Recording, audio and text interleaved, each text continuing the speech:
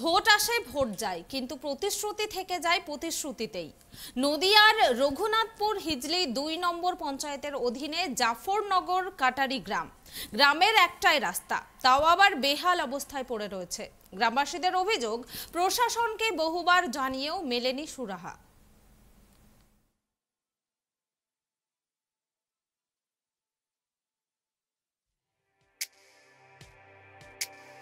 ভোটের সময় আসে প্রতিশ্রুতি, কিন্তু তার বাস্তবে পরিণত হয় না।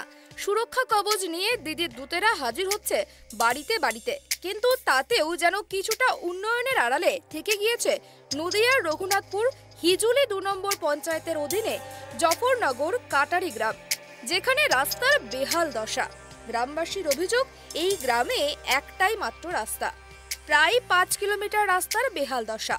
গ্রামে ১৫০ পরিবারের বেশি মানুষ বসবাস করেন। ১২০০ ভোটার এই গ্রামে, তবে দেখা নেই প্রশাসনের, দেখা নেই পঞ্চায়েত প্রধানের। গ্রামবাসীদের অভিযোগ, বর্ষাকালে গ্রামের কোনো ব্যক্তি গুরুতর অসুস্থ হলে গ্রামে অ্যাম্বুলেন্সও আসতে পারে না। আমাদের চলাফেরার এত অসুবিধা যে একদিক দিয়ে গাড়ি আসলে উল্টো দিক দিয়ে গাড়ি একটা যেতে পারে না। এটা বলে বলে আমরা এখন রাস্তাটা ঠিকই করাতে পারছি না। আমাদের এমন একটা টুকটুকি প্রায়ই উল্টে যাচ্ছে আমাদের এখানে, এমন রাস্তার অবস্থা। আমাদের রাস্তার জন্য অনেকবার কমপ্লেন করা হয়েছে, কোনো মতেই রাস্তাটা হয়। হ্যাঁ ঠিকই রাস্তা, অ্যাম্বুলেন্স কেন, কোনো একটা বাড়িতে যদি বিয়ে হয়, কোনো একটা গাড়ি বিয়ের একটা বর নিয়ে কি একটা বিয়ে করতে যাবে, এরকম একটা গাড়ি ঢুকতে পারে না। রাস্তার এমন অবস্থা, অ্যাম্বুলেন্স যাই বলে একটা রুগী যদি অসুস্থ হয়ে পড়ে, সেই জায়গাটা অ্যাম্বুলেন্স আসবে, সেই পরিস্থিতি। রাস্তার এত খারাপ রাস্তার অবস্থা। আপনারা কি চাইছেন? আমরা চাইছি আমাদের রাস্তাটা খুব শীঘ্রই রাস্তাটা আমাদের করে দেওয়া, নাহলে আমাদের খুব অসুবিধা হয়ে যাচ্ছে গ্রামের লোকের। গ্রামবাসীরা আরো জানিয়েছেন, প্রশাসনকে বহুবার ডেপুটেশন দেওয়া সত্ত্বেও গ্রামবাসীরা কোনো সুরাহা পায়নি। এটা দীর্ঘ ২৫ বছর ধরে এরকমভাবে দুরবস্থায় পড়ে আছে।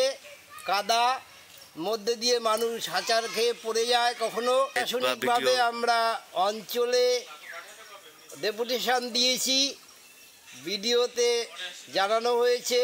আমাদের বর্তমান যে পঞ্চায়েত সদস্য রয়েছে, সে বিগত ৫ বছরে আমাদের এই পাড়ায় একবারও আমরা দেখা পাইনি, এবং সে তার আগেও ৫ বছর ছিল, তখন কাজ করেনি। আমাদের এখানে কোনো কাজই আমাদের এই পাড়ার জন্য কোনো কিছুই কোনো সদস্য করে না। রাজ্য সরকার তো টাকা দিয়ে দেয়, কিন্তু অঞ্চল বা বিডিও সাহেবরা এরা যে কিভাবে কি দেখে ব্যাপারটা, এটা তো আমরা চাইছি যাতে করে আমাদের এই রাস্তা একদম কাটারি মোড় থেকে এই কাটারি গ্রাম অবধি, নদীর ঘাটে দুরবস্থা।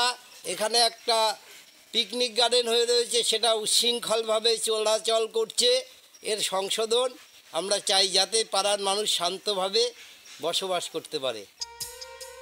স্কুল পড়ুয়া থেকে শুরু করে ব্যবসায়ী, গ্রামের সাধারণ মানুষ সকলকেই এই রাস্তা দিয়ে যাতায়াত করতে হয়। যে কোনো সময়ই ঘটে যেতে পারে বড় কোনো দুর্ঘটনা। তবুও প্রশাসনের হুঁশ নেই বলেই সমস্যায় পড়ছে এলাকাবাসীরা। সামনেই পঞ্চায়েত নির্বাচন, ডান বাম রাম সকলেই নিজেদের মাটি শক্ত করতে ব্যস্ত। এই অবস্থায় ঊর্ধ্বতন কর্তৃপক্ষের গ্রামের ওই বেহাল রাস্তার দিকে কবে চোখ পড়ে, এখন সেটাই দেখার। নদিয়া থেকে শ্রাবণ রায়ের রিপোর্ট, ট্রাইব টিভি।